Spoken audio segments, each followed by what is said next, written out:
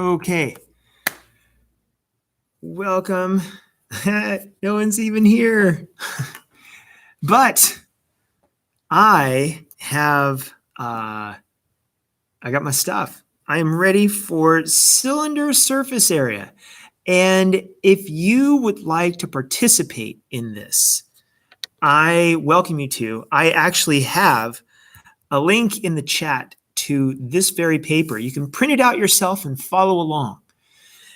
And that link takes you to my website, free download, and I even have some extra practice problems for you afterwards. So if you're wanting to gain some confidence, there you go.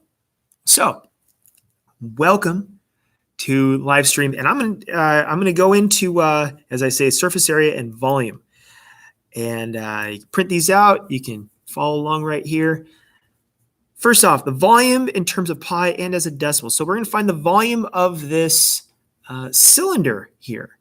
And let's see, a cylinder, it follows a formula. And that formula is, I'll call it the V for volume of cylinder.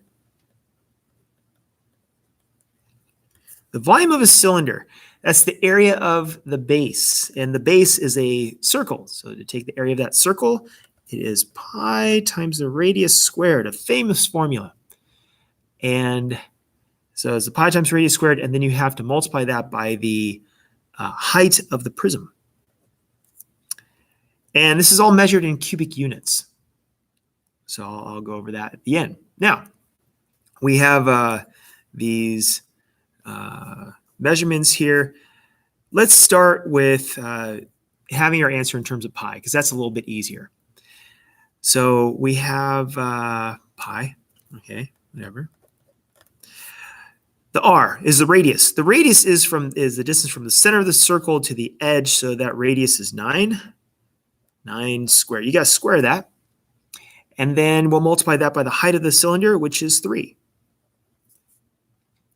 And so we'll leave pi as pi for now. It's that symbol that represents the distance around the circle divided by the distance across. But anyway, 9 times 9 is 81 times 3. And what is that, 243? So that's pi times 243. Now, for some reason, we usually write it the other way around. We'll write it as a 243 pi. And this is actually the exact answer. I'll bring this in a little bit tighter here. This is the exact answer right there. Oops, here we go. Because that symbol represents this never-ending decimal. And when we're looking at the instructions here, find the volume in terms of pi, boom, just did it right there. That is the answer in terms of pi. Now, as a decimal, that means that we'll have to use an approximation for pi. I better zoom out a little bit here. And that approximation, pi is about, that's squiggly equals means about 3.14. So we'll take that 243 and multiply it by 3.14. And that is, I got my calculator here. So let's see now. 243 times 3.14 is 763.02. 763.02. And that is it. So, and I mentioned that it's measured in cubic units. So right here, it would have to be centimeters cubed. I'll bring it in tight right there. So that would have to be centimeters cubed. Oops, I'm thinking backwards here. And then this would have to be also centimeters cubed. And there you go. That would be the answer. I'll just box those bad boys. Just to highlight, that's the punchline right there. And once again, I have these notes, this stuff right here, got blank spots for you, so you can fill it in just like you see here. I have a link in the chat where you can download and print it all. So the next one, surface area. So that's volume. Volume's not so bad. Surface area. So if I were to compare these two, the volume is how much stuff fits inside, how many cubes fit inside. But the surface area is different. That's the area of the surfaces. So And on the surface, we can't fit cubes on the surface. We can only fit squares on the surface. So this is measured in square units, and these are measured in cubic units. So, and if I'm going to fit this all together, this is the surface area of a cylinder. And that has its own formula. It's longer. But let's break this down. There's two circles here, and the area of one circle is pi times the radius squared. That was up in the original one right up there.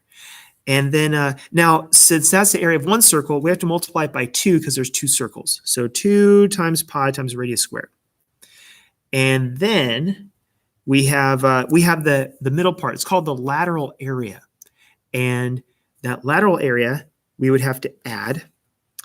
And the lateral area is the circumference of the circle multiplied by the height of that cylinder. So the circumference of a circle is commonly known as 2 pi times the radius. And then the height would be, just the height would be 15. So I'll plug these values in now. And 2 times pi. I know that 2 times pi, if we're going to use, you know what? It wants it in terms of pi. So let's do that first. So I'll leave pi as pi in this. And we have 2 times pi times the radius in this case is 10. So that's 10 squared.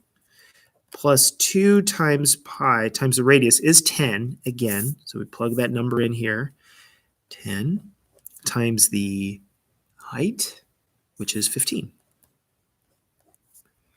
We got a couple people watching here, and I'm wondering, how are you doing? Have you worked with this cylinder stuff? Say something. Say good morning in the chat. I'd love to hear from you. While you're considering what you'll say in chat, I'm going to finish this up. So this would be 10 squared is 100.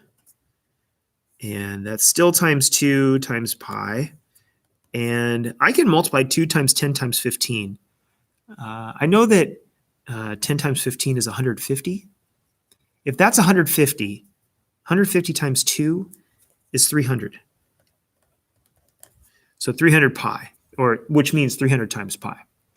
And 2 times 100 is 100 pi. So that would be, this part is 200 pi plus 300 pi. And altogether, that's 500 pi. And then finally, so that's our surface area in terms of pi. So that's part of our answer. Oh, and then it's square yards. And we often write it as yards to the second power. I'll bring it in tighter here so you can see that a little bit easier. And that's part of our answer.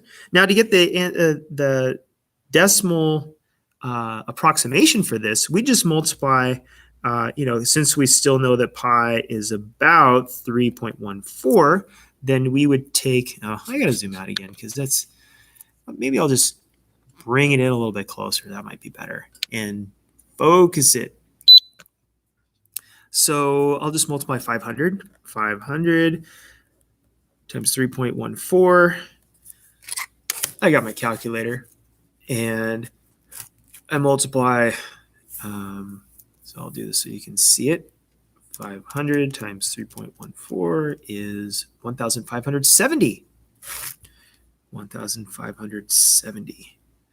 And that would be square yards. There you go. And that's that one. Now, I got a third one here. We got a word problem here. That's how we always do things in math, We always have to kick it up a notch. Once we have these conceptual things done, or these more like skill-based things done, we kick it up with, well, what's the concept? And this one says a farmer needs to find the surface area of a cylindrical silo to determine the amount of paint needed to cover the entire surface. Okay. Find the surface area of the silo, which has a radius of 6 yards. Ooh, that's important right there. And a height of 15 yards. And I would say we need to know the surface area. So with all these things in place, let's see. What have we got here? Only one base of the cylinder would need to be painted since it's standing on the ground. And we're going to use 3.14 for pi. So the surface area borrowed from this here, the surface area of a cylinder is 2 times pi times the radius squared plus 2 times pi times the radius times the height. But it's only mentioned that we need one circle, so we don't need to multiply this by 2. We can remove that. And so we have pi is going to be used as 3.14. Oh, 3.14 is used as pi. The radius is 6. So that's going to be times 6 squared plus 2 times pi, 3.14, times the radius is 6 again, times 15, which is the height. And in following the order of operations, I'll multiply 6 by itself. So this is 36. 6 times 6 is 36. So 36 times 3.14, 3.14 is 113.04. 113.04 plus, I'm going to multiply all of these together.